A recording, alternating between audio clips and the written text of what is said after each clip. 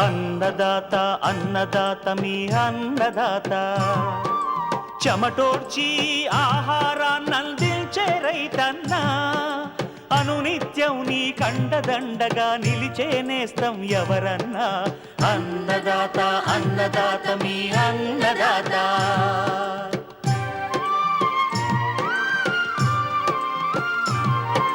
నూతన రీతుల సాగుబడికి, నూరింతలు పెరిగే దిగుబడికి సూచనలిచ్చే సస్య రక్షణకు, పశు పోషణకి శాస్త్ర విజ్ఞానం అందించి ముందుకు నడిపే తెలుగు రైతు భారతదేశానికి మకుటం అయ్యేలా తీర్చిదిద్దే ఆశయంతో మిమ్ము మేలు కొలిపేది అన్నదాత. అన్నదాత అన్నదాత మీ అన్నదాత. అన్నదాత అన్నదాత మీ అన్నదాత. అన్నదాత ప్రేక్షకులకు నమస్కారం. ఈనాటి ముఖ్యాంశాలు: తెలంగాణలో వానాకాలం పెసర రకాలు, సాగులో మెలకువలు, అధిక దిగుబడుల కోసం సీతాఫలంలో ప్రస్తుతం చేపట్టాల్సిన కొమ్మ కత్తిరింపులు, ఇంకా జై కిసాన్ వ్యవసాయ సమాచారం.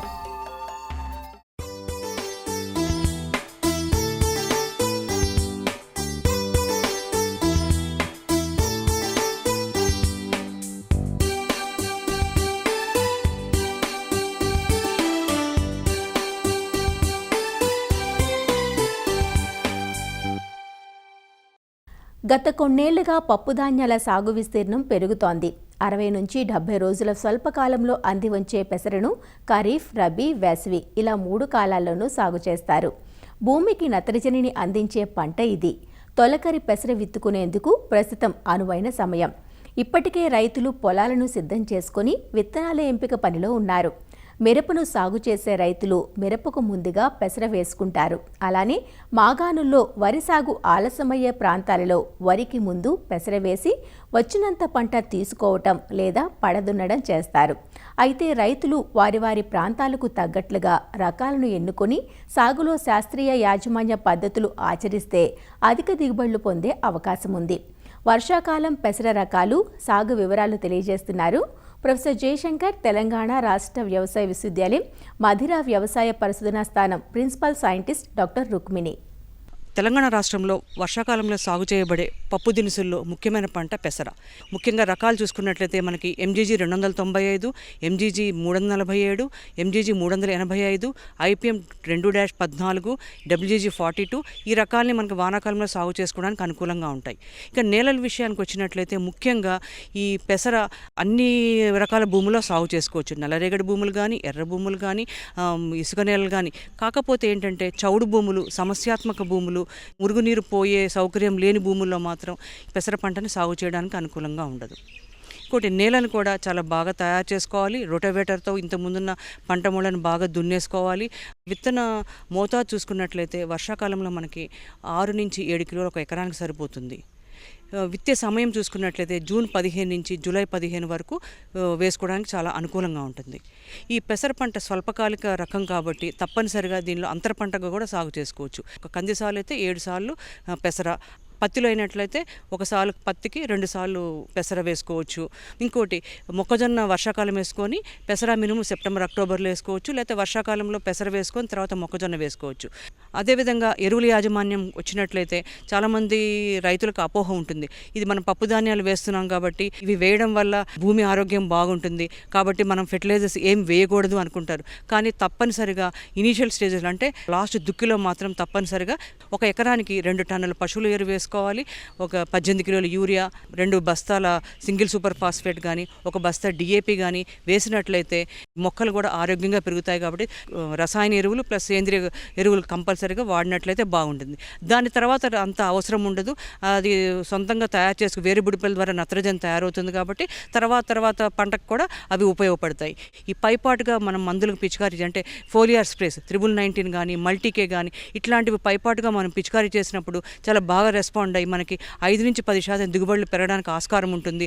ఇంకోటి నీటి యాజమాన్యంకి వచ్చినట్లయితే ముఖ్యంగా ఈ పెసర పంట వర్షాకాలంలో చాలా వరకు నీళ్లు పెట్టరు. ఒకవేళ బెట్ట పరిస్థితులు కనుక వచ్చినట్లయితే తప్పనిసరిగా ఒక ఇరిగేషన్ ఫెసిలిటీ ఉంటే మాత్రం మొగ్గ దశలో ఒకసారి పిందె తయారయ్యేటప్పుడు కనుక ఇంకొకసారి ఇరిగేషన్ ఇచ్చినట్లయితే అత్యధికంగా దిగుబడి రావడానికి ఆస్కారం ఉంటుంది. నీళ్లు లేవు, బెట్ట పరిస్థితులు ఎదుర్కోవాలి అంటే తప్పనిసరిగా యూరియా ఒక 20 గ్రాముల లీటర్ నీటికి కనుక కలిపి అలా కనుక పిచికారీ చేసినట్లయితే కూడా పంటని బెడ్డ బారి నుంచి రక్షించవచ్చు. పెసర అనేది చాలా స్వల్పకాలిక పంట కాబట్టి కలుపు యాజమాన్యం కూడా ఎంతో ప్రముఖ పాత్ర వహిస్తుంది. ముఖ్యంగా 20-25 రోజుల పాటు అంటే 30 రోజుల పాటు కలుపు లేకుండా పొలంలో చూసుకున్నట్లయితే మనకి ఎక్కువ దిగుబడి రావడానికి ఆస్కారం ఉంటుంది. ముఖ్యంగా మనం విత్తనం పెట్టిన తర్వాత పెండి మెథాలిన్ 1.2 నుంచి 1.5 లీటర్లు ఒక ఎకరానికి పిచికారీ చేసుకోవాలి. అదేవిధంగా 15-20 రోజులప్పుడు కూడా క్విజైలోపాప్ ఇథైల్ 400 ml లేదా ఇమాజిత్ఫిర్ 300 ml ఒక ఎకరానికి, లేకపోతే ప్రోపాక్విజోఫాస్ 250 ml ఒక ఎకరానికి కనుక పిచికారీ చేసుకున్నట్లయితే ఈ వెడల్పాకులు కానీ గడ్డి కానీ అట్లాంటివన్నీ కూడా నిర్మూలించబడతాయి. ముందుగా ఈ కలుపు మందులు పిచికారీ చేసేటప్పుడు భూమిలో తగిన తేమ ఉండడం చాలా ఇంపార్టెంట్.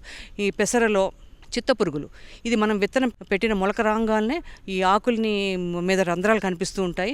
దీనివల్ల ఏంటంటే మనకి 80% నష్టం పోయే అవకాశం ఉంటుంది. కాబట్టి తప్పనిసరిగా ఎసిఫేటు 1.5 గ్రాములు ఒక లీటర్ నీటికి కలిపి కనుక పిచికారీ చేసుకున్నట్లయితే దీన్ని సమర్థవంతంగా అరికట్టవచ్చు.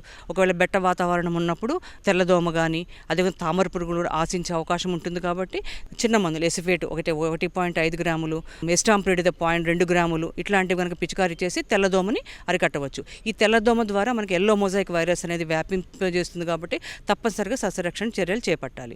దీనికి ఇంకోటి ఒక 10 పసుపు రంగు అట్టలు కనుక పెట్టినట్లయితే తెల్లదోమను కూడా అరికట్టవచ్చు. అదేవిధంగా తామర పురుగులు ఇవన్నీ ఆకుల కింద నుంచి రసం పీల్చుకోవడం వల్ల ఆకుముడతనే వైరస్ వ్యాధిని వ్యాపింపజేస్తుంది. కాబట్టి ఫిప్రోన్ అయితే 2 ml, ఎసిఫేట్ అయితే 1.5 గ్రాములు, ఈ థయామిథాక్సామ్ 0.2 గ్రాములు లీటర్ నీటికి కలిపి పిచికారీ చేసుకున్నట్లయితే సమర్థవంతంగా తామర పురుగులు కూడా అరికట్టవచ్చు. దానికంటే ముందుగా ఎకరానికి 10 నీలిరంగు జిగురు అట్టలు కనుక పెట్టినట్లయితే దీని ఉధృతి బాగా తగ్గుతుంది.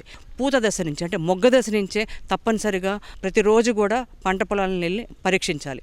ఎందుకంటే ఇప్పుడే మారుక మచ్చల పురుగు వచ్చే అవకాశం ఉంటుంది. ఈ మారుక మచ్చల పురుగు వల్ల 80-100% నష్టపోతారు. కాబట్టి మారుక మచ్చల పురుగు అనేది గుడ్లు మొగ్గల మీద పెడుతుంది, పువ్వులంతా నాశనం చేస్తుంది, ఆకుల్ని మొగ్గల్ని పూలని అంతా గూడుగా చేసుకోవడం వల్ల తర్వాత కాయలు తయారైన తర్వాత కాయల్లోకి తలని చొప్పించి గింజలనంతా కూడా తింటుంది. కాబట్టి దీనివల్ల నష్టం చాలా ఉంటుంది. ఇంకొకటి ఏంటంటే మొగ్గదశ రాగానే తప్పనిసరిగా రైతు సోదరులు వేప నూనె కానీ వేప గింజల కషాయం కానీ తప్పనిసరిగా పిచికారీ చేసుకోవడం వల్ల ఈ గుడ్డు దశను అరికట్టవచ్చు. పువ్వు మొగ్గలు ఓపెన్ చేసి చూసినట్లయితే ఇప్పుడు సన్న నార పురుగులు కనుక కనిపించినట్లయితే ఎసిఫేట్ కానీ క్వినాల్ఫాస్ కానీ 2 ml, ఎసిఫేట్ అయితే 1.5 గ్రాములు ఇట్లా పిచికారీ చేసుకోవచ్చు. ఒకవేళ గూళ్ళు కనుక చాలా ఉన్నట్లయితే ఫ్లూబెండమైడ్ 1.2 ml కానీ ఇమామెక్టిన్ బెంజోయిడ్ 0.4 గ్రాములు కానీ స్పైనోసైడ్ 0.3 ml ఒక లీటర్ నీటికి కలిపి, లేదా క్లోయాంట్రిప్లోర్ 0.3 ml ఒక లీటర్ నీటికి కలిపి ఇట్లాంటి మందులు పిచికారీ చేయడం వల్ల ఈ మార్క మచ్చల పురుగుని సమర్థవంతంగా నిర్మూలించుకునే అవకాశం ఉంటుంది. కోత విషయంకి వచ్చినట్లయితే ఒక మొక్కలో 80% కాయలు కనుక పరిపక్వతకు వచ్చినాయి అంటే మనం కోయడానికి కరెక్ట్ టైం అని అనుకోవచ్చు. ఆకులన్నీ కూడా పసుపు రంగుగా మారిపోతాయి. కొన్ని రకాలు ఆకు రొట్టె ఎక్కువగా ఉంటుంది. కాబట్టి కంబైన్ హార్వెస్టర్ యూజ్ చేసి చేయడం వల్ల ఏంటంటే ఆకులు రంగు పసరంతా గింజలకు అంటుకొని నాణ్యత పోయే అవకాశం ఉంటుంది. కాబట్టి పారాక్వాట్ ఒక 4 ml ఒక లీటర్ నీటికి కలిపి అంటే పంట కోయడానికి ఒక వారం రోజుల ముందు కనుక మనం పిచికారీ చేసినట్లయితే ఆకులన్నీ రాలిపోతాయి, కోయడానికి కూడా అనుకూలంగా ఉంటుంది, గింజ నాణ్యత కూడా చాలా బాగుంటుంది. ఈ పారాక్వాట్ పిచికారీ చేయడం వల్ల జర్మినేషన్ కానీ అవన్నీ కూడా ఏ విధంగా ఎఫెక్ట్ ఏమి ఉండదు. ఒక ఆకులు రాలిపోతే గింజ నాణ్యత కూడా ఏమాత్రం దెబ్బతిందు. కాబట్టి రైతు సోదరులు ఈ పారాక్వాట్ కూడా పిచికారీ చేసుకోవచ్చు. నూచుకున్న తర్వాత విన్నోయింగ్ చేసుకొని చెత్తా చెదారం ఏమీ లేకుండా మంచి సంచుల్లో కనుక భద్రపరచుకోవాలి. లేకపోయినట్లయితే చెత్తా చెదారం ఉన్నట్లయితే బూజు వచ్చే అవకాశం ఉంటుంది. మార్కెట్కి తీసుకున్నప్పుడు కూడా రేటు తగ్గే అవకాశం ఉంటుంది. కాబట్టి తేమ శాతం కూడా 9-10% ఉండేటట్లు చూసుకుని ఎండబెట్టుకొని దాని తర్వాత చేసుకున్నట్లయితే మనకి ఎక్కువగా రేటు వచ్చే అవకాశం కూడా ఉంటుంది.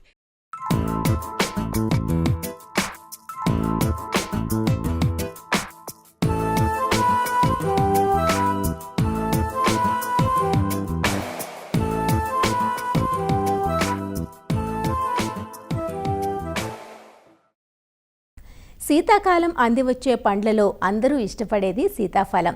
సెప్టెంబర్ నుంచి డిసెంబర్ వరకు కాపునిస్తాయి సీతాఫలం చెట్లు. డిసెంబర్లో కాత పూర్తయిన తర్వాత సీతాఫల చెట్లు నిద్రావస్థకు చేరుకుంటాయి. ఈ క్రమంలో సుమారు 3 నెలల నిద్రావస్థ తర్వాత మే నెలలో చెట్లకు కొమ్మ కత్తిరింపు చేసుకుంటే జూన్ నెల ప్రారంభంలో పడే వర్షాలకు చెట్లు పుష్పిస్తాయి.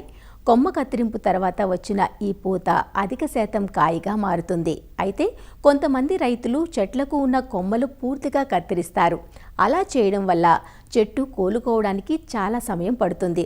అదే ప్రధాన కొమ్మలను ఉంచి పిల్ల కొమ్మలను కత్తిరించడం వల్ల చెట్టు తొందరగా ఎదుగుతుందంటూ సీతాఫలంలో కత్తిరింపులు అనంతరం చేపట్టాల్సిన యాజమాన్య పద్ధతుల గురించి వివరాలు అందిస్తున్నారు సిద్దిపేట జిల్లా మునుగులోని సెంటర్ ఆఫ్ ఎక్సలెన్స్ ఉద్యానాధికారి జె ఆశిష్.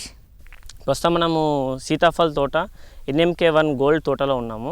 మొదటిగా సీతాఫల్ అనేది మనకు సెప్టెంబర్లో కాత వచ్చిన తర్వాత డిసెంబర్లో మనకు కాత అయిపోతుంది. అయిపోయిన తర్వాత సీతాఫలం అనేది నిద్రావస్థకి వెళ్ళిపోతుంది, అంటే డార్మస్లోకి వెళ్ళిపోతుంది. జనవరి నుంచి ఫిబ్రవరి, మార్చ్, ఏప్రిల్ వరకు మనము డార్మస్లో పెట్టుకొని మేలో మనము ప్రూనింగ్ అనేది చేసుకోవాలి.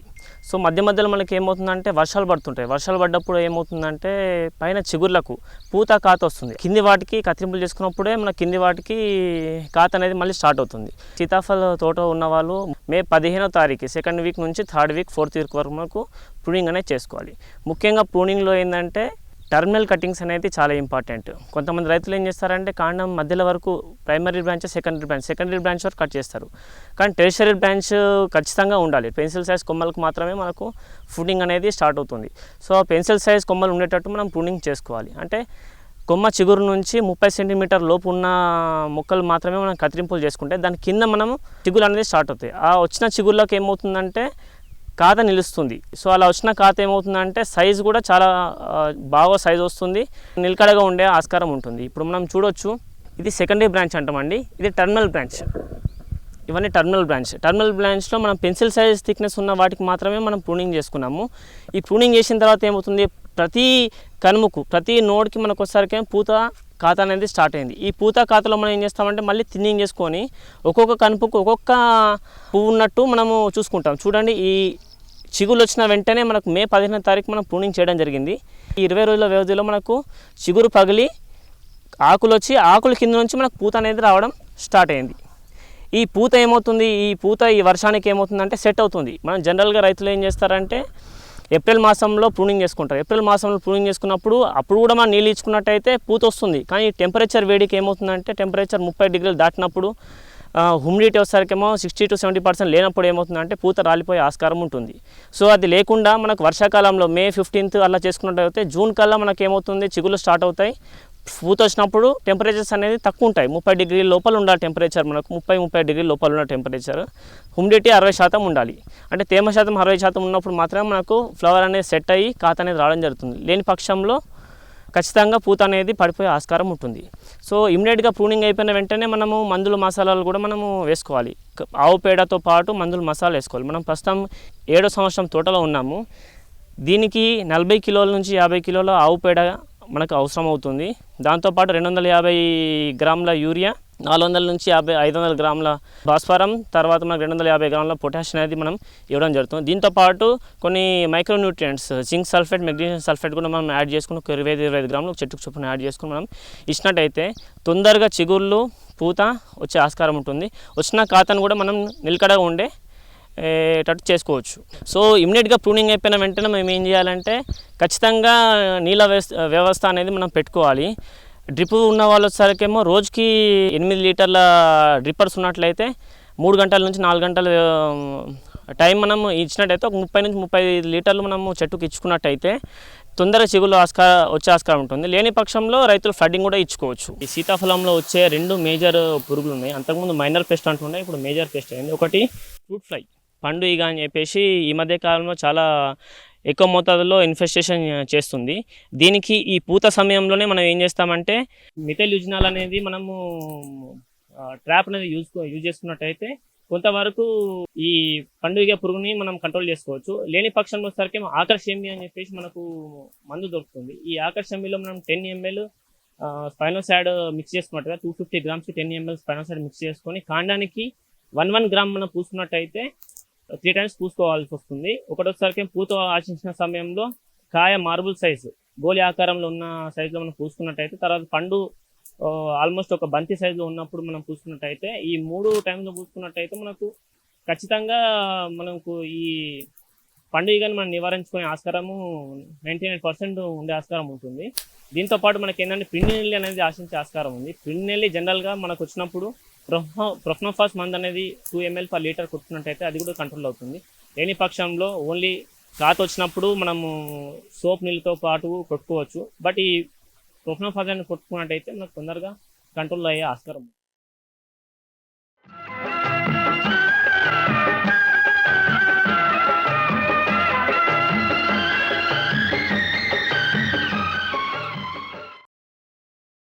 అన్నదాత టోల్ ఫ్రీ నంబర్ ద్వారా పంటల సాగులో రైతులు లేవనెత్తే సందేహాలకు దృష్టి రూపం మీకోసం. వరి నారుమళ్లలో కలుపు నివారణ గురించి తెలియచేయండి అంటూ అడుగుతున్నారు సిద్దిపేట జిల్లా దౌలతాబాద్ నుంచి ప్రభాకర్ రెడ్డి. ఈ వరి మనకి వివిధ రకాలైన పద్ధతుల్లో సాగు చేస్తూ ఉంటారు. నేరుగా విత్తే వరి, ఆరుతడి వరి, నాటు పెట్టే వరి. ఈ నారు పెంచి ఆ నారుని మనం మళ్ళీ పొలంలో నాటుకుని సాగు చేసే పద్ధతి అత్యంత ముఖ్యమైన పద్ధతి. అయితే నారుమడిలో కలుపు నివారించుకున్నట్లయితే కలుపు మొక్కలు ఏవైతే ఉన్నాయో వాటిని మనం పొలంలో మళ్ళీ నాటు పెట్టకుండా చాలా వరకు కలుపుని మనకి నర్సరీ దశలోనే నివారించుకోవచ్చు. ఈ దశలో మనకి ప్రెట్లాక్లోర్ ప్లస్ సేఫ్నర్ అనే కలుపు మందు సోఫిట్ అన్న పేరుతో దొరుకుతుంది.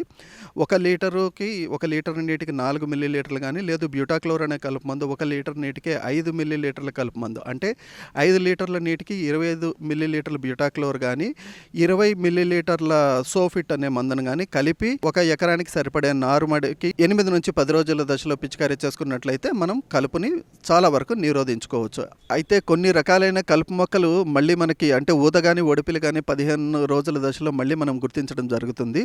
అయితే ఈ దశలో మనం సైహలోఫాపి బ్యూటైల్ అంటాం, అంటే మనకి క్లించర్ అనే పేరుతో మార్కెట్లో దొరుకుతూ ఉంటుంది. ఇది 1.5 మిల్లీలీటర్లు 1 లీటర్ నీటికి, అంటే 5 లీటర్ల నీటికి 7.5 మిల్లీలీటర్లు కలిపి పిచికారీ చేసుకున్నట్లయితే మనకి ఊదా ఒడిపిలి కలుపును సమర్థవంతంగా నివారించుకోవచ్చు.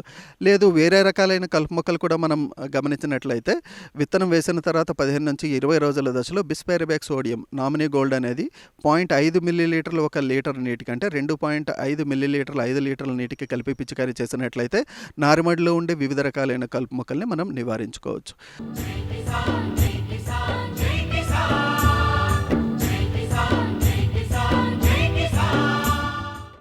వ్యవసాయ సమాచారం ఇప్పుడు జై కిసాన్లో చూద్దాం. అనంతపురం జిల్లాలో ఎడారీకరణ కరువు నివారణ దినోత్సవం ఘనంగా జరిగింది.